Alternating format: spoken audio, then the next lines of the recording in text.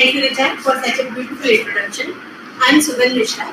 I work in the field of satellite-based navigation, as Richard has told. So it's a pleasure being here for giving a talk on my favorite field, navigation using satellite or satellite navigation.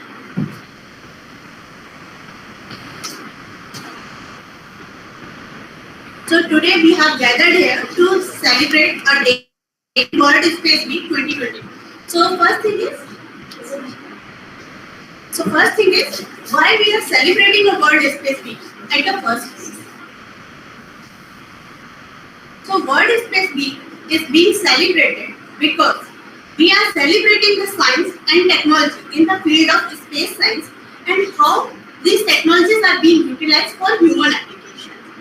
To dedicate our research, our practicals, we celebrate the World Space Week. Now the theme of this year World Space Week is space and sustainability. So what is sustainability? Sustainability is ability to sustain. Like oxygen sustains life. So here we are discussing space and sustainability. So how we are using space technology like satellites, our ground control stations, and everything that we use in a space for our betterment for human applications. Now there are two aspects of space sustainability. First is space sustainability in space. Sustainability in space means how we as humans use the space. Second point is sustainability from space. Like whatever the applications we are using in space, how they are going to benefit us. This World Space Week is taking over these two things. Now we know there are many fields of satellite applications which are used for the benefits of humanity. And they are like satellite communication. We know about internet, we know about direct to home television. This is satellite communication. Remote sensing, like there are satellites which observe Earth. It's a remote sensing application. Then comes satellite-based navigation. I'm sure you all have heard about GPS. And this is our topic of talk today. Then interplanetary. These are different fields of application where we humans use the outer space. Now what is navigation? Like I'm talking about satellite navigation. So what is navigation? Navigation means to say, it is a word taken from a Latin. You are here right now and you want to go somewhere. Like you are in Gandhinagar right now and you want to go somewhere. So for that we need to find a route. We need to have our own location. We need to have the coordinates of Surat. Then only we can go from Gandhinagar to Surat. So this whole process of finding your own position, to find the position of your destination and to find the route. This is called field of study as navigation. Now there are various methods of this navigation. So for navigation there are few questions that you have to ask yourself if you want to do navigation. First thing is, where am I right now?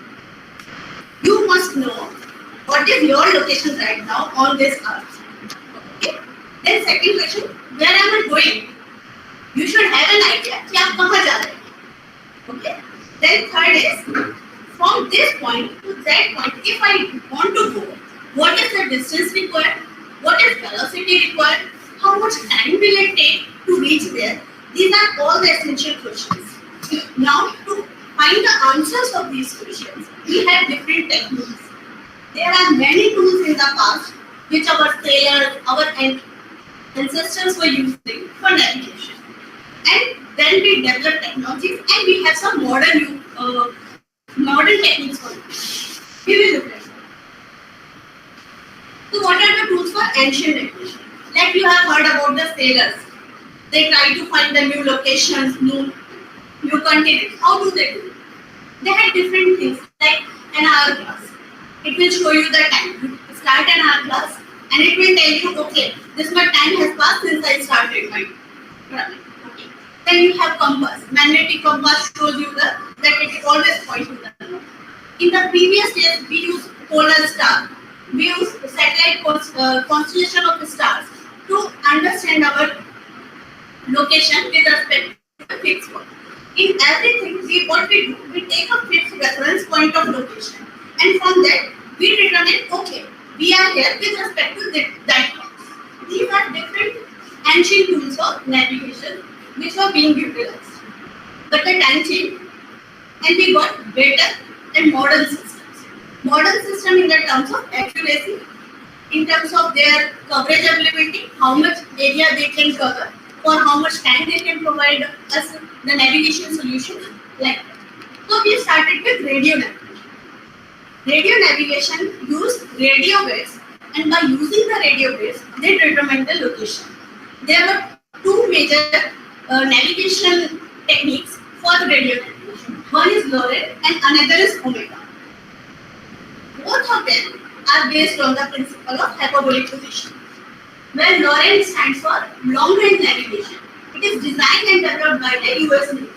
Then another is Omega, which takes very low frequency waves and determines the position of ships and the aircraft. But what happens when the satellite based navigation comes into picture?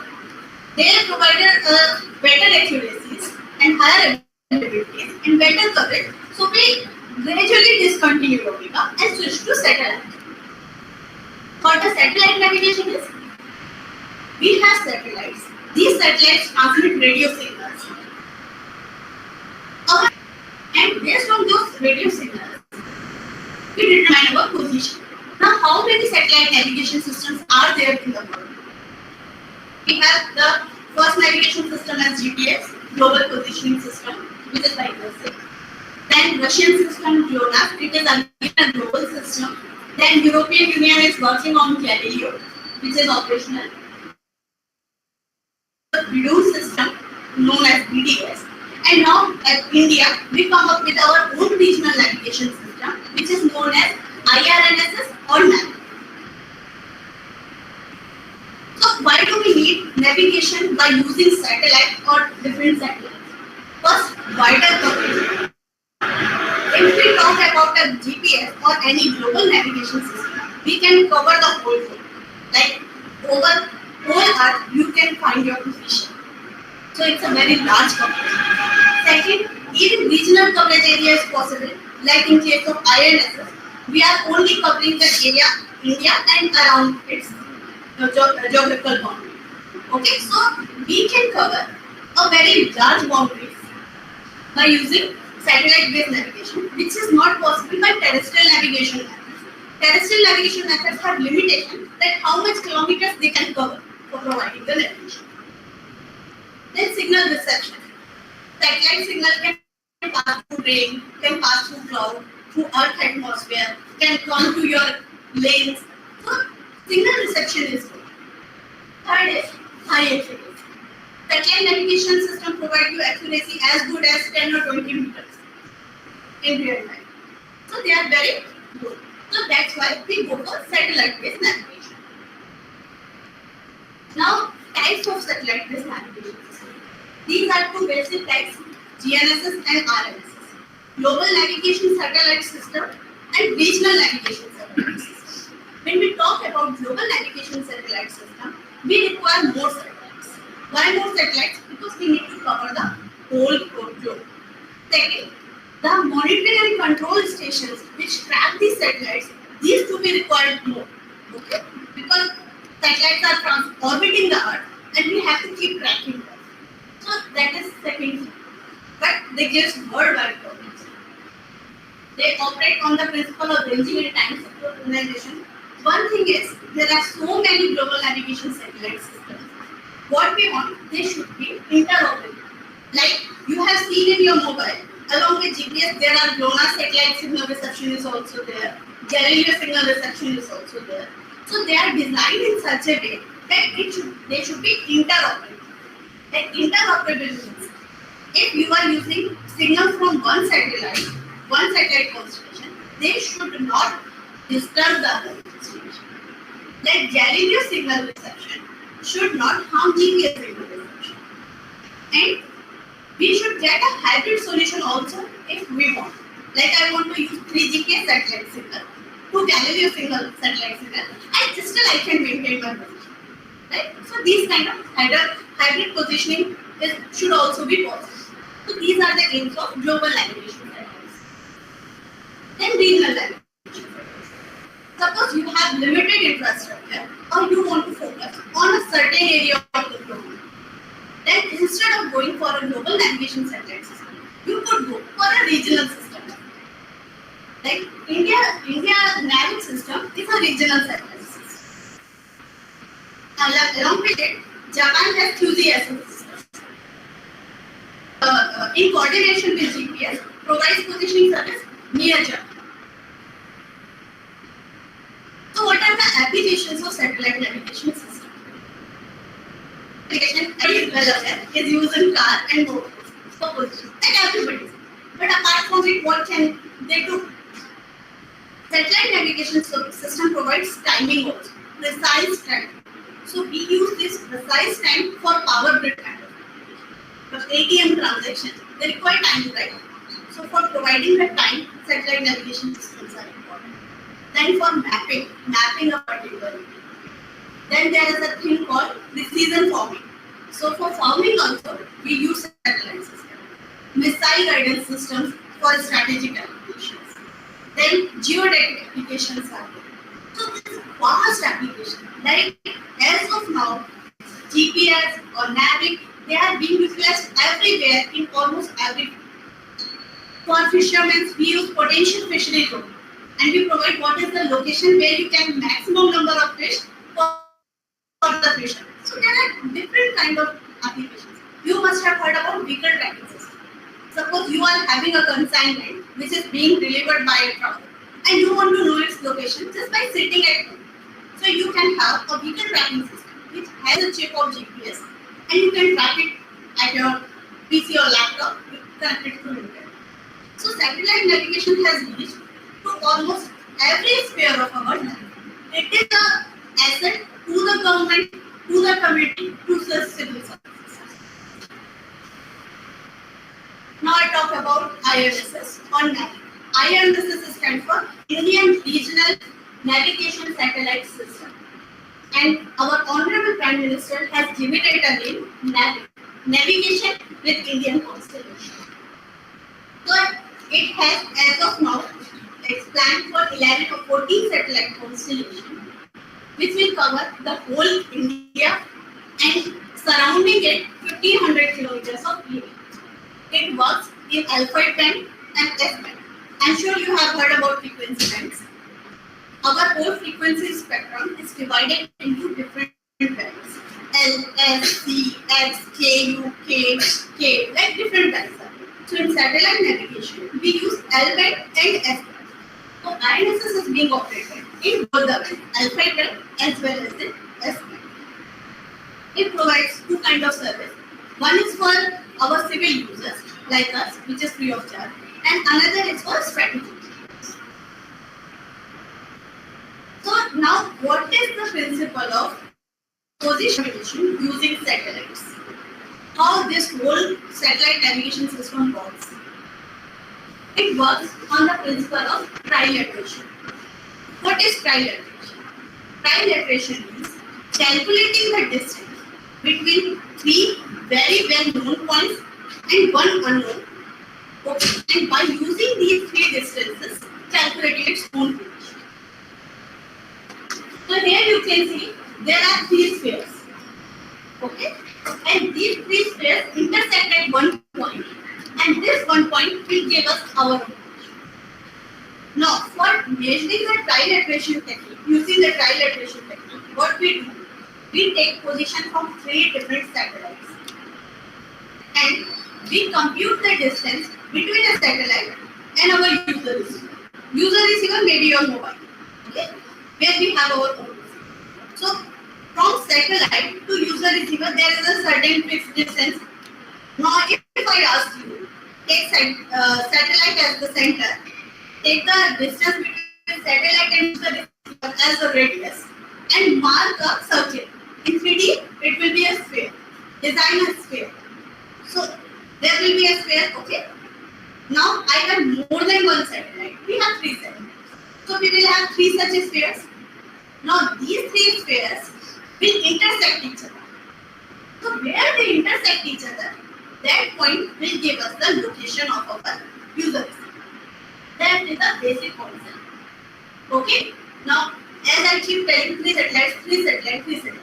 But here I am rewriting that minimum 4 satellites are necessary.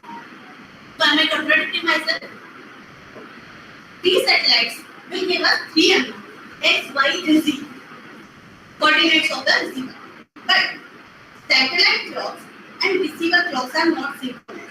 We have clocks at the satellite which give us the time. Okay? We have clocks at the receiver which give us time. We use very costly atomic clocks, but our receiver cannot afford having such bulky and costly atomic clocks. So our receiver runs on its own. Okay, so this receiver and this satellite, these clocks are not synchronized. So when I compute my position using this equation, there will be an offset between transmit clock and the receive clock. To compensate for that clock balance, difference between synchronization of these two clocks, we require a fourth cell. Okay. So minimum 4 satellites are necessary to have positioning solution. Now, this is a graphical representation of what I was saying. Think if you have only one satellite, what will happen? Your receiver can lie anywhere on this sphere. Okay, surface of this sphere. You don't know where it is. Now I introduced one more satellite. So there are 2 spheres now. They intersected one place. So we got a circle plane. Now my receiver can be anywhere on this circle plane. Now I introduce one more satellite. Now we have 3 spheres. These 3 spheres are intersecting, and we got 2 points. So one point is somewhere around the Earth, and another point is somewhere in deep space. Because these spheres are very large in size. You know, the distance between satellite and Earth. If I talk about a geo orbit, then it is something around 36,000 kilometers. So these are very large spheres. So there are 2 points. I know the point near to Earth is my actual location. Now I introduce 4 satellites for resolving the time test, and I got my position. So I told you that I calculate the distance from satellite to receiver. Now the natural question comes, how do I calculate the distance? Right? How do I calculate the distance? Let's assume that the very accurate coordinates of the satellites are known. So I already have the position of x1, y1, z1 of the satellite, x2, y2, z2 of second satellite, and so on. Right? This I already have in my equation.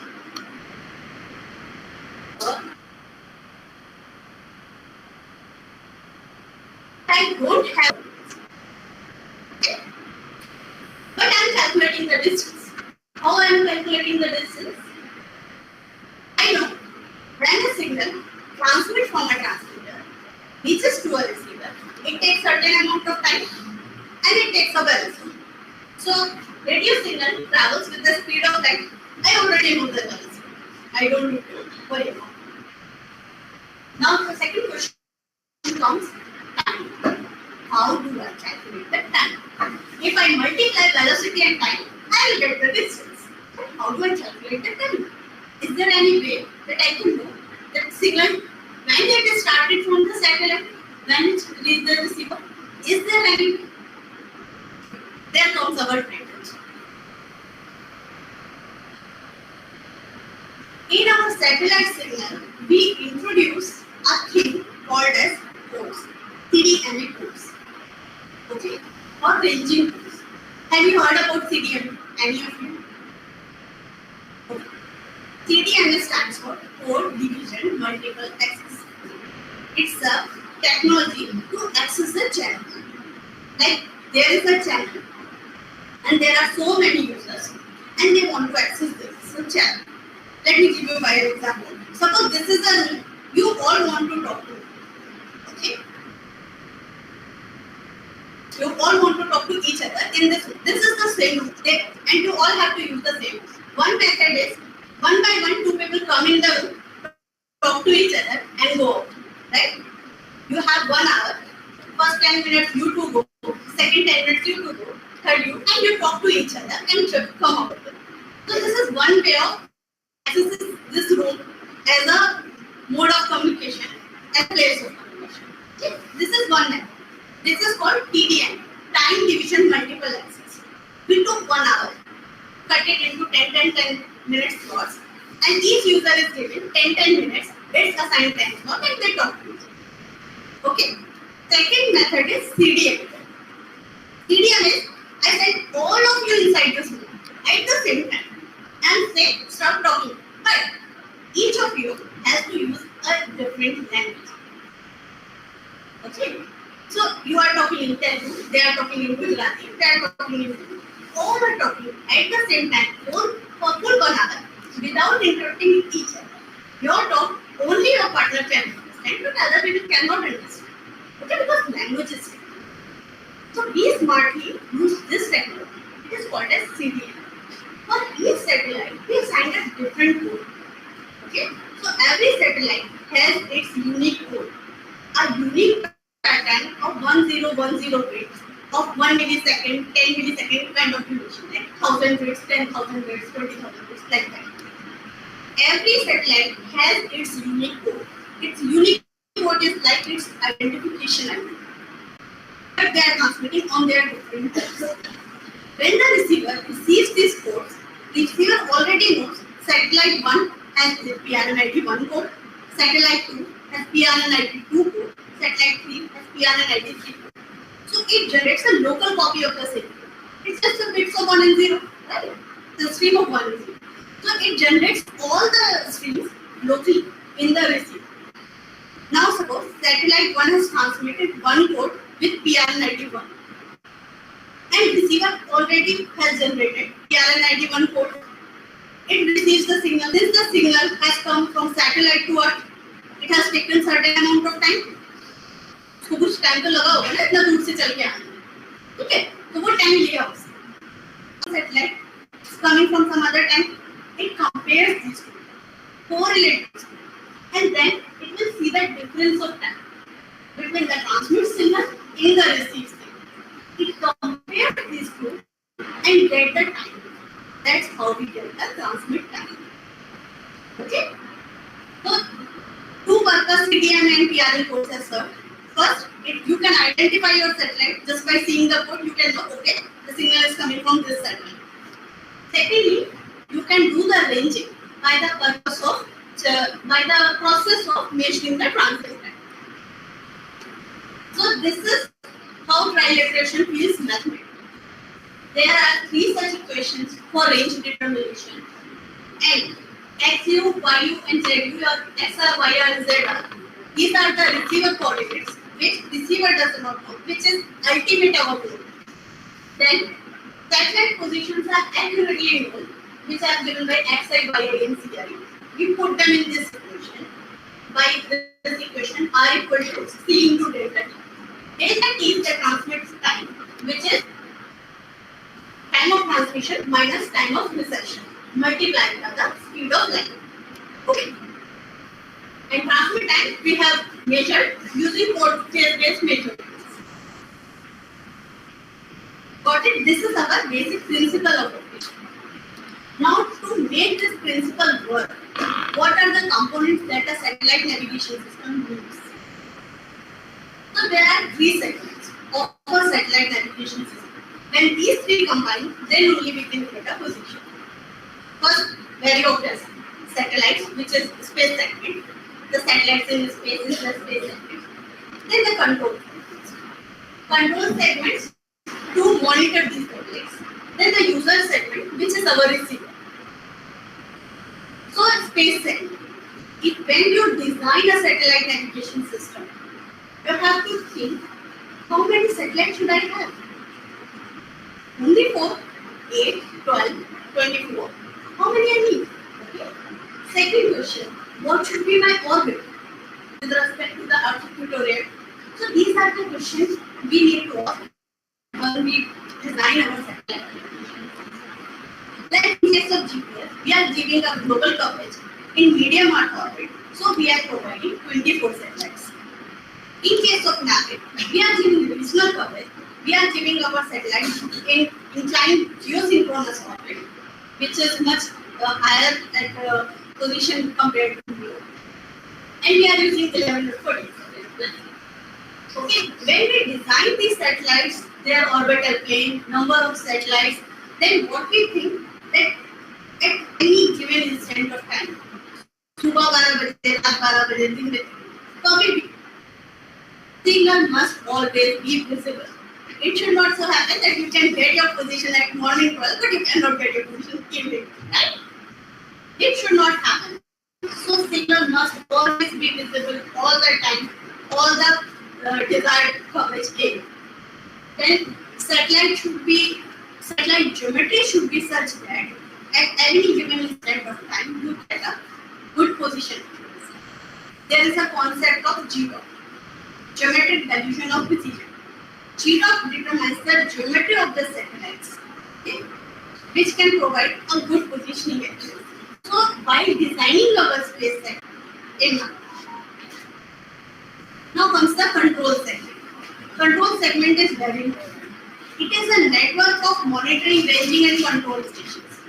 I told you that when the signals come from the satellite, it knows very well what's its position. But how do a satellite know its position? Right? So, how do satellites know it? So, for that, those stations, they do the process of orbit determination. And by orbit determination, and by observing the dynamics of a satellite, they determine its position. They convert the position and other information into navigation data. We call it navigation data. So they uplink this navigation data from Earth to the satellite. Satellite takes this navigation data, modulate onto an RF carrier signal back on. Okay, so it's two. There are control segment monitoring stations. They compute the information regarding the satellite position. They transmit this position onto the satellite. Satellite puts this information, generates the radio RF signal, transmit them back to Earth. Okay. Then comes the user segment or the user receiver. What is the job of a user receiver?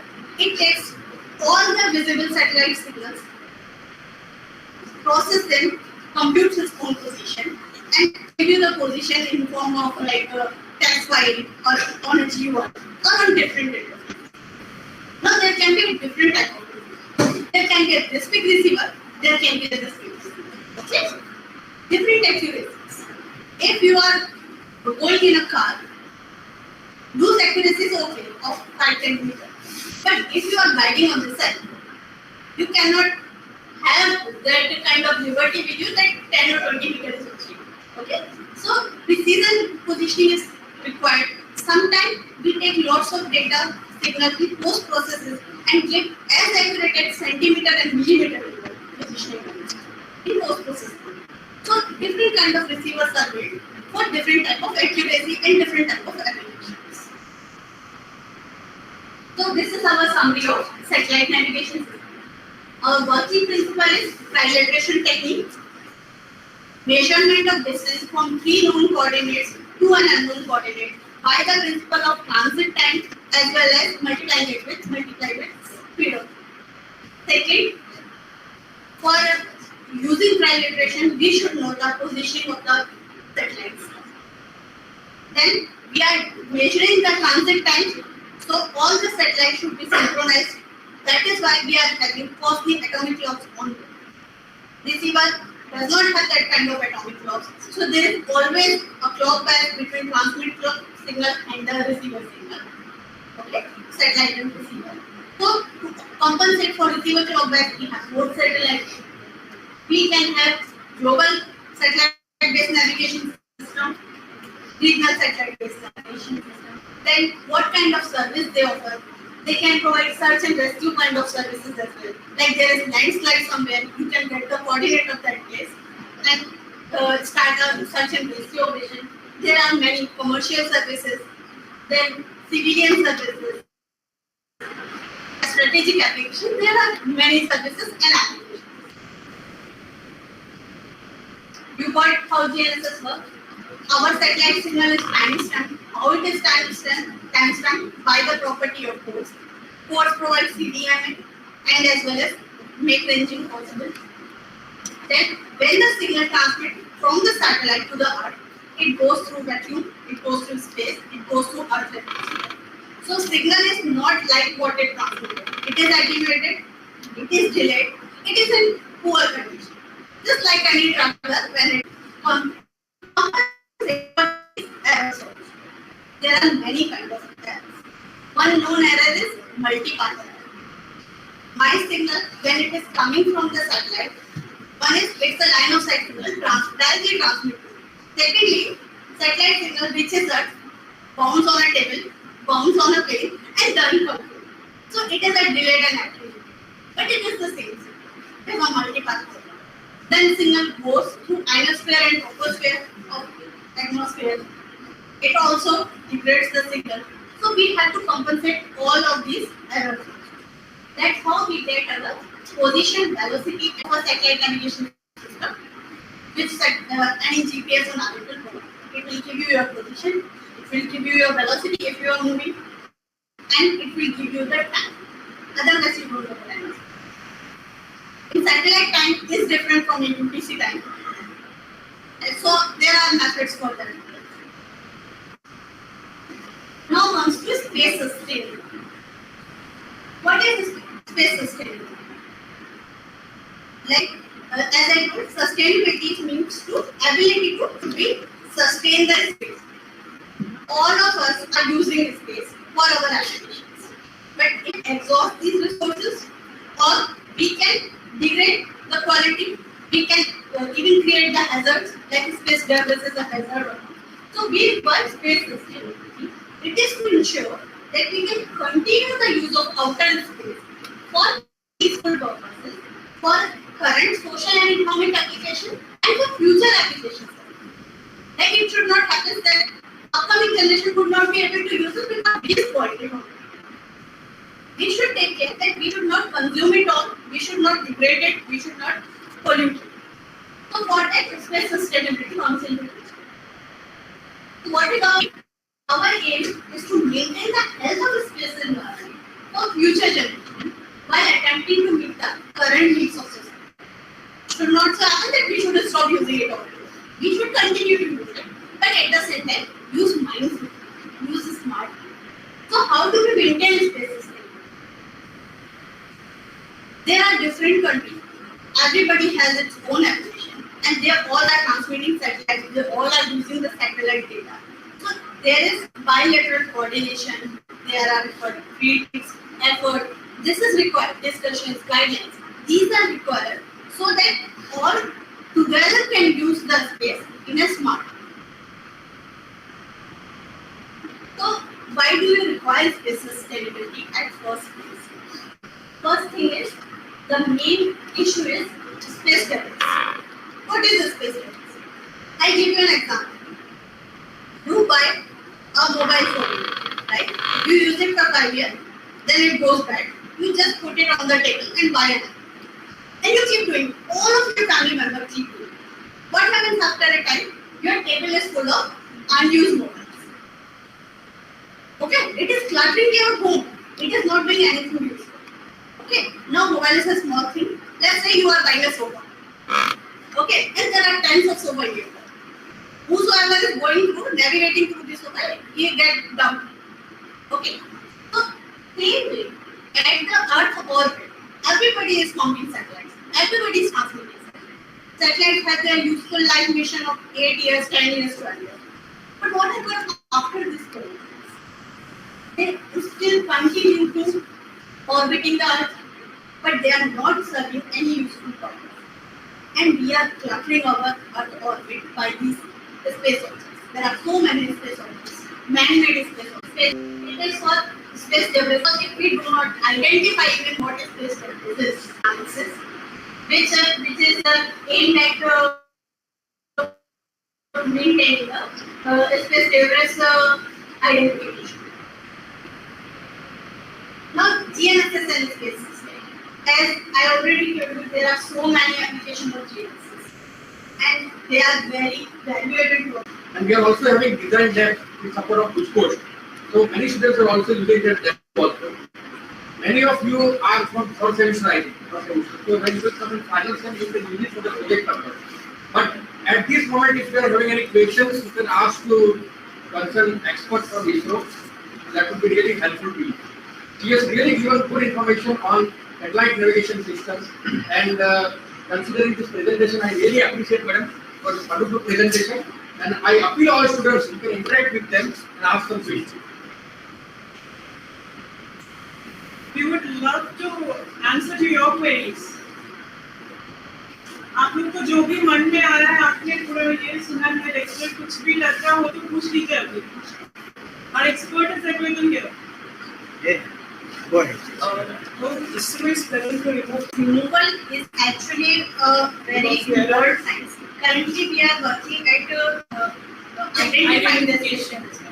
In general, what is space debris removal required? That you need to go very near to space debris. Then you should have your velocity as like similar to the object, and then you map it and remove. There are different ways, but currently, because we are identification and monitoring. But is ISRO working on that? Is ISRO working on the removal of debris? Not right. First, identification and monitoring is the first step. Once you identify and monitor, then only you can go to the next.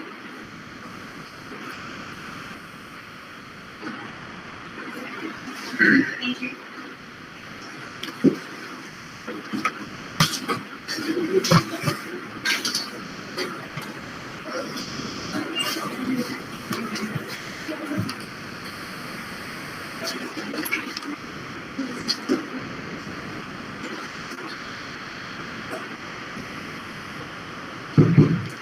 Thank you very much, Madam, for your informative and wonderful session. Now we will move to the next part of today's World Space Week celebration. That will be the space quiz. Are you ready for the quiz? Yes, sir.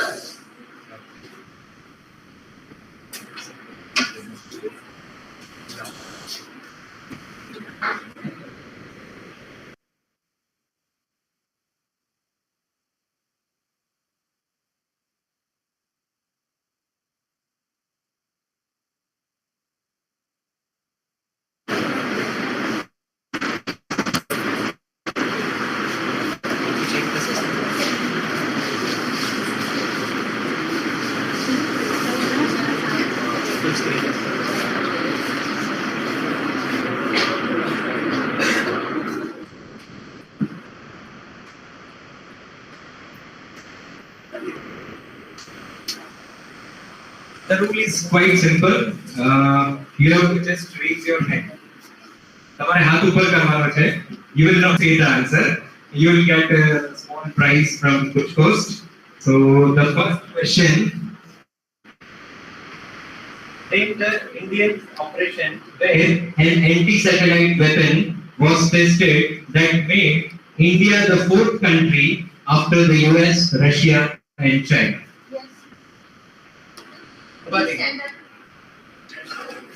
Mission Shakti. Let's check your answer.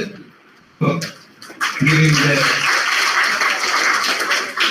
You will get 32 GB pen drive from GUJCOST. So I request all the students to take part in the quiz very enthusiastically. Next question. Which of the following mission Of the ISRO which was designed for 6 months but it lasted for almost 8 years as per the recent official statement of ISRO. જે 6 મહિના માટે design કર્યું હતું પણ 8 years સુધી. Yes, right. which Mars. Mars orbital mission.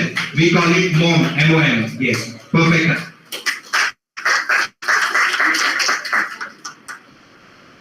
તમે જે correct answer બોલો તમારું ખાલી ફૂલ નેમ બોલજો just for the reference. Name. Vivek Verma. You are from which semester? Third semester. Branch? IC. Instrumentation and Control. Very good. Congratulations. Next question. what was the response Of Rakesh Sharma, no ઓળખો છો?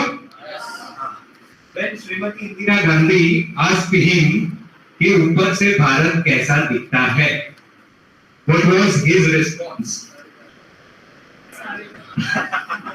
So all are saying together, सारे जहां से अच्छा. So we will be skipping this question, moving to the next one. Correct answer from all of you.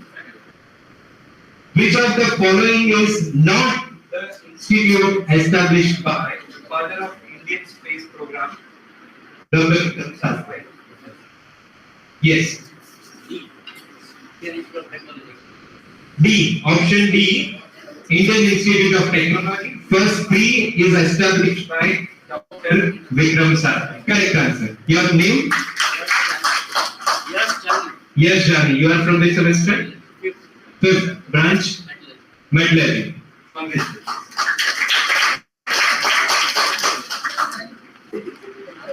Which of the following is India's first lunar probe launched by ISRO? Yes. नहीं आप तुम्हारे पे you can. Yes, sir. एक minute. हाँ, you can. मोटा जी.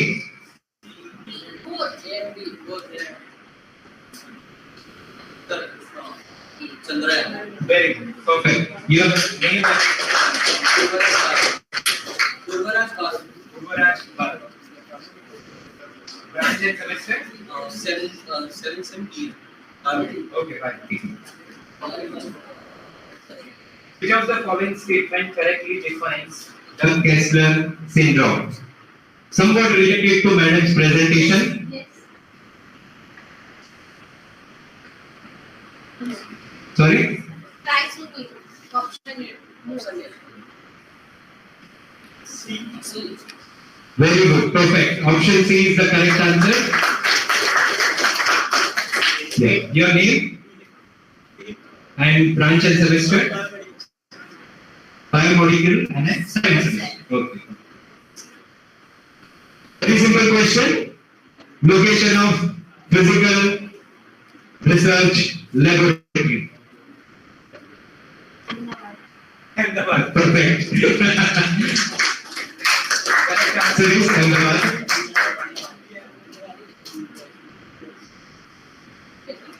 Aditya L1 is related to which mission?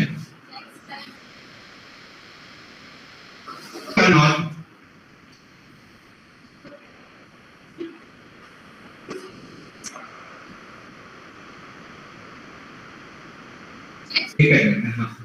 Got the correct answer? Sun. Your name? Okay. Branch and semester? Oh, thank you. How many questions are done? I think 3 are remaining. So last 3 chances do you have? What is the headquarter of ISRO?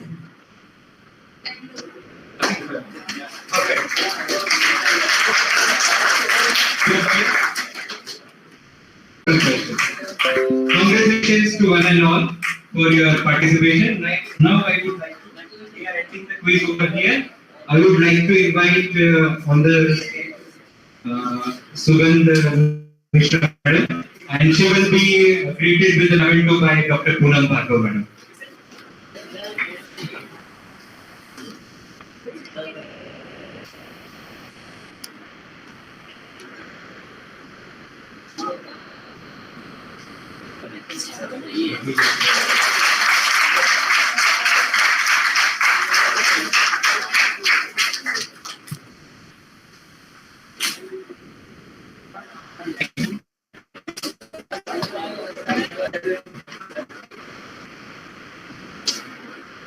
I would like to call upon stage Professor Ketan Acharya, sir. He will be also greeted by the Principal Scientific Officer, Dr. Poonam Bhargav.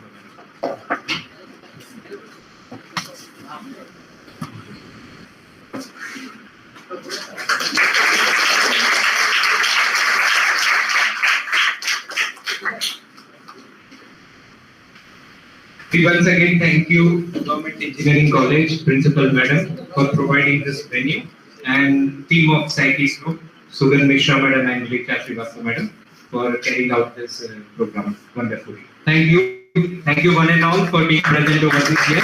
Now we will rise for the national anthem. Apni jagah par hi ruka.